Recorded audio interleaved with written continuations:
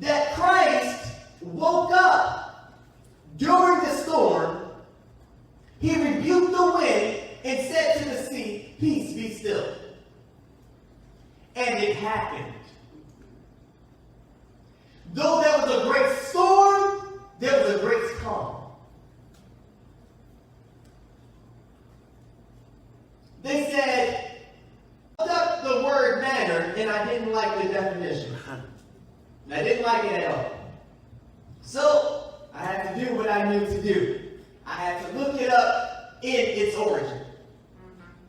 I had to go to my concordance, Auntie Elma, and I had to ask the concordance, what does the Greek have to say about this? All right. And I discovered that manner in the Greek translates to what particle denoting an interference. And after I read that, Auntie Elma, I merged my concordance with my Bible. All right, all right. And I read this just a little different. Okay.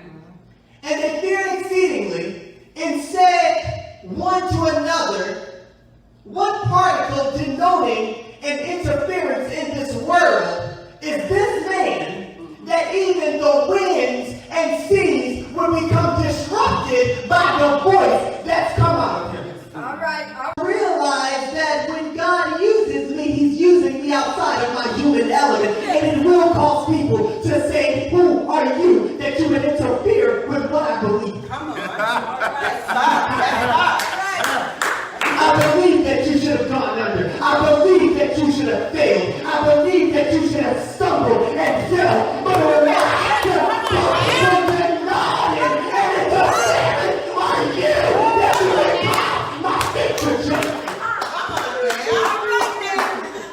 So I realized that the winds and the sea are very compatible to being H2O. All right. Water is H2O. All right. It's oxygen and it's water. That's right. I didn't realize that the earth is 80% water. I also realized that man is 70% water.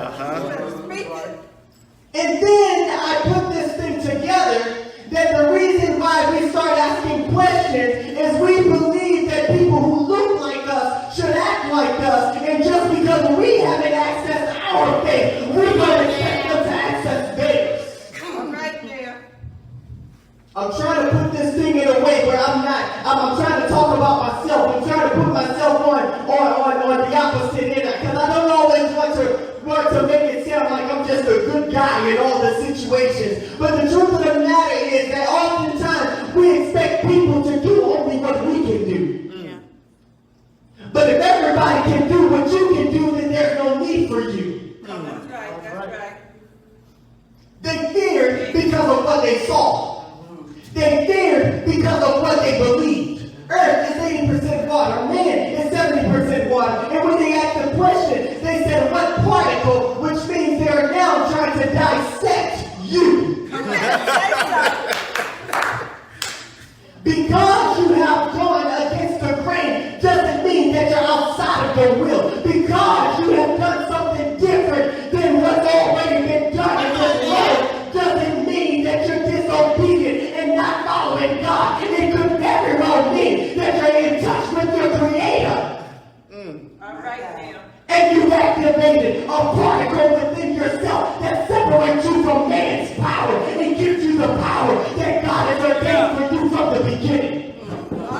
Right 42, not adding to the Bible, but more or less the book of my life, the book of David's story. I can only imagine that if I was in that predicament in that time frame, my response wouldn't necessarily be, well, who you think I am. I would actually tell you who I am, and I would help you get to a place where you can understand that I am who I am, and there's nothing that you can do about it because you is not I am.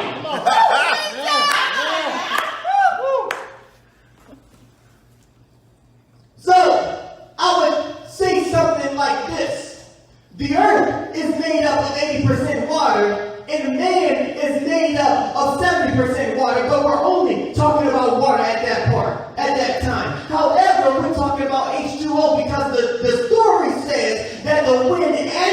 sea was rising up against them. So that tells me that there came a time where the elements had to communicate with one another so that they can move in sync to make a force against something else. And anything that rises up against the Creator still has to obey the Creator when the Creator speaks. So I can just imagine in Jesus' mind him saying, it's interesting that you asked me that question, but when I told the storm to cease, I wasn't talking to you. I was talking to what I created. Jesus!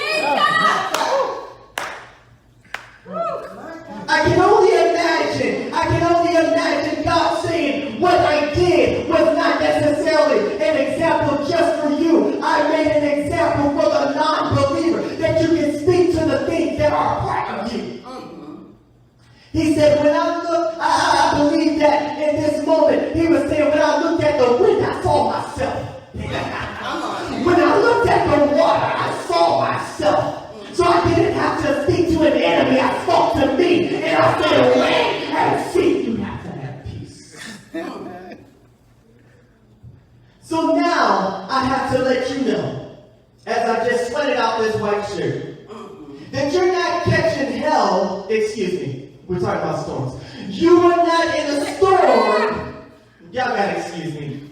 Sometimes I just completely forget where I am. But you're not in a storm. You're not getting storms in your travel of life because you're being used and you're trying to be broken. But you are in this storm because God is using you to break generational curses that comes from the mountain that surrounds your travel. The wind came from the mountain, and oftentimes all of our trouble comes from places that are hidden behind things that we no longer are in the line of sight of. But when that thing comes from behind the mountain, because we didn't see it, it interferes with our direction, it interferes with where we're going, it interferes with our plans, and it causes a storm in our lives. But I declare unto you this day, that you don't have to worry about storms anymore, because of what God is doing is using you